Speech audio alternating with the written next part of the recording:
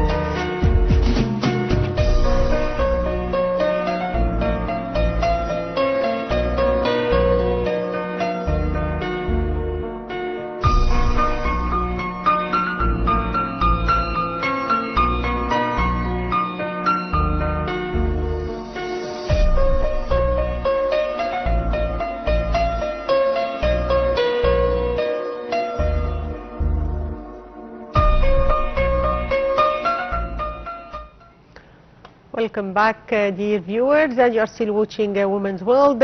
And today, Dr. Nadia would like to talk about the conference which is currently taking place. It is held under the auspices of President Abdel Fattah al-Sisi. Al-Azhar, the National Council for Women, and the Women's Development Organizations are organizing this international conference on leveraging religious and media discourse to protect and promote women's rights. So, can you tell us more about the importance of this conference, as you are one of the attendees of this conference? Okay, you know, it's very important for the Egyptians to follow religious discourse, and it was a good chance to say that we have to benefit from the religious people and how they took and make the discourses and explain the verses of the Quran in a correct way, because some people explain the verses in a wrong way. Some people don't give the woman her benefits, like the heritage, like circumcision, like other you know, being bad for the women, and they say, how can women be our boss, it's not correct, and so on. So it is very important to improve the discourse, the religious discourse, and to benefit from what is said in the religious discourse. This conference was sponsored by our President Abdel Fattah al-Sisi, and the Prime Minister attended.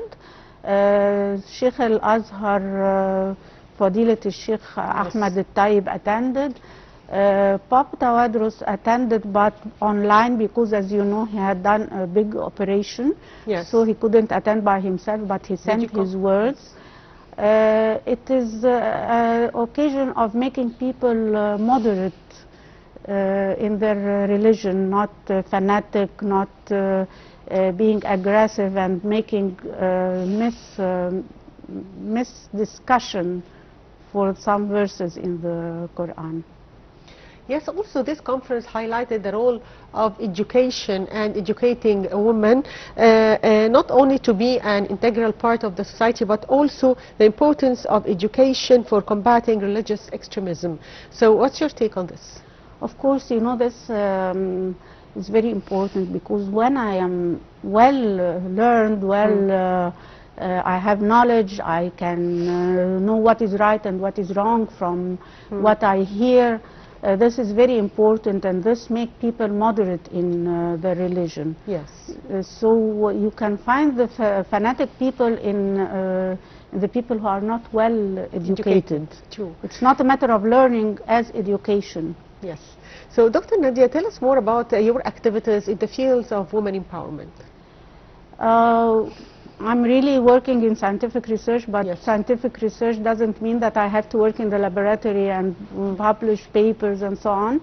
We must make something for the community. Yes. And this is our work, especially that I was in the National Council for Women. So we were making some sort of convoys for the women, like early detection for cancer, like and for the scientific women, how can they make intellectual property, how can they change their work from the laboratory to the industry, what is scientific research for the normal people, not for the scientific people. We used to disseminate the knowledge of scientific research. It's not only working in the lab, and encouraging women to make small enterprises to work in it, especially if it is based on some scientific findings. How can I change that scientific finding to a certain project for the women to empower her economically?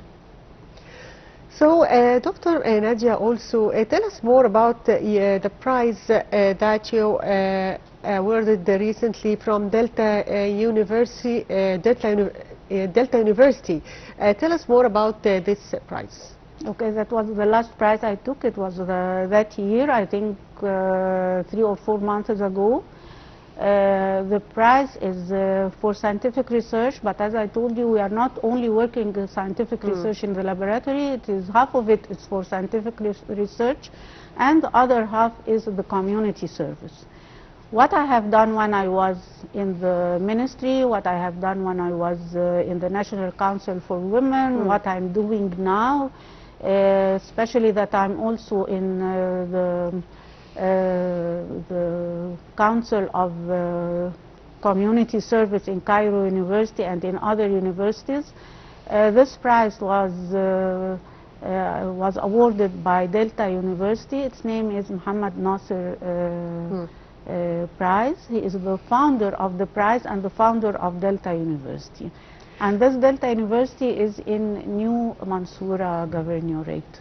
Yes. So, Dr. Nadia, as we are talking about women empowerment, tell us more about the achievements of women in the fields of scientific research. Women comprises more than 50% now. In this field? Yes, maybe from 5 or more years they were 49%, but I'm sure now they are more than 50%. So any scientific achievement is done by women side by side with men. We cannot say that there are some researches only for the women or only the women is making them. No, it's a teamwork between men and women. So we cannot say this is for men and this is for women, but we are very proud that women comprises more than 50% in most of the fields. Some fields they comprise about 70 and 80% also. So, Dr. Nadia, also, to what extent the government now is supporting scientific research here in Egypt, as we know that President Abdel Fattah al-Sisi is paying great attention to this field? Yes, you know, in the Constitution, 1% of the GPD was devoted to the scientific research. Yes. And it's not the matter only of the budget, but many projects were done for the scientific research.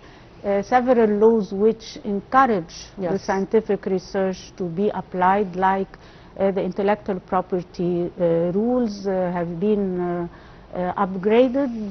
Long ago, the intellectual property was between many ministries, like the Ministry of Culture, the Ministry of Scientific Research, and other ministries. Now it is a certain agency for all the types of intellectual property, and this is the first step for a scientist to apply his scientific research.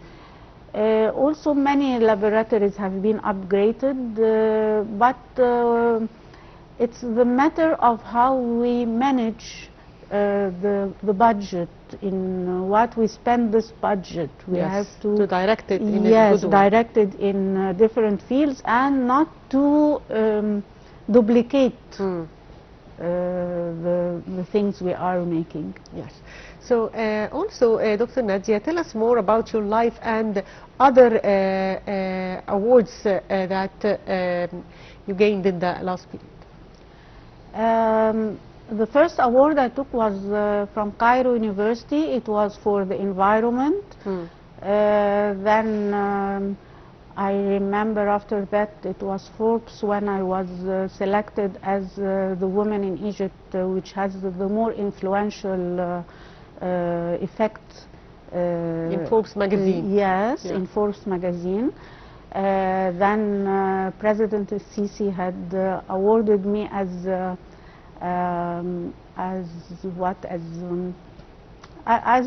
a woman working in the field of scientific research, yes. as a role model in the this field. Then I took the Amira Fatma prize or award. Amira Fatma is from Cairo University, and as we know, Amira Fatma was the first one who put the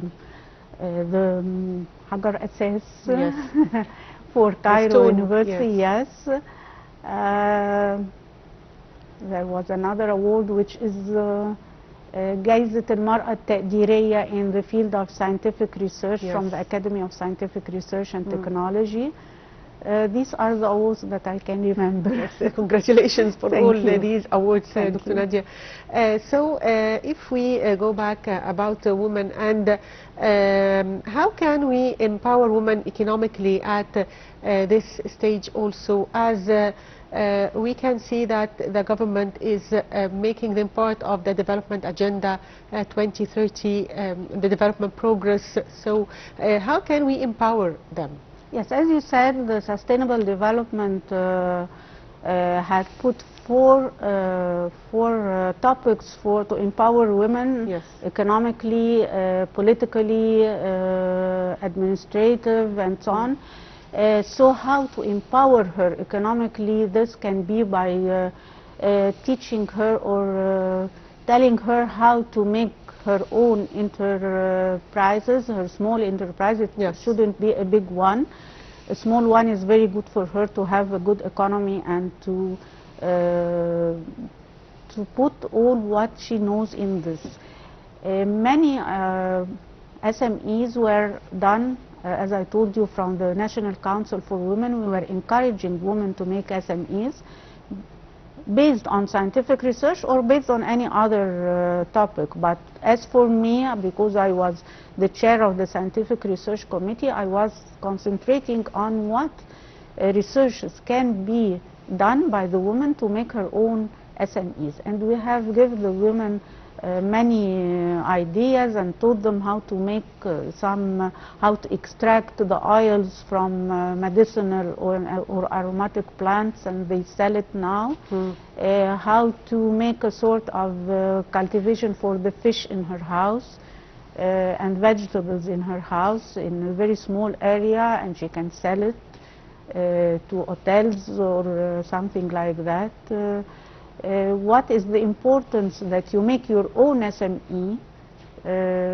We can encourage her, and we can get her a sort, not money from not from the National Council for Women, but we tell her how can she get a certain fund from many places like banks or whatever. And you see that many women are eager to come and cooperate with you and learn more and learn more skills. Yes, they were very happy that we are telling them about these MSEs that they can do. Yes.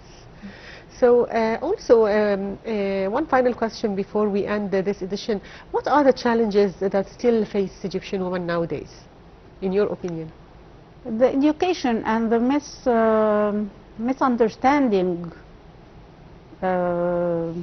some religious verses. That's why maybe the and conference that is why this conference was done. It's addressing these problems. Yes, yes. So finally, I'd like to thank you, Dr. Nadia Zakhary, former Minister of Scientific Research. Thank you, Dr. Nadia, for being with us. Thanks for you. Thank you. And by that, dear viewers, we come to the end of today's edition of our program, Women's World. Thank you for watching.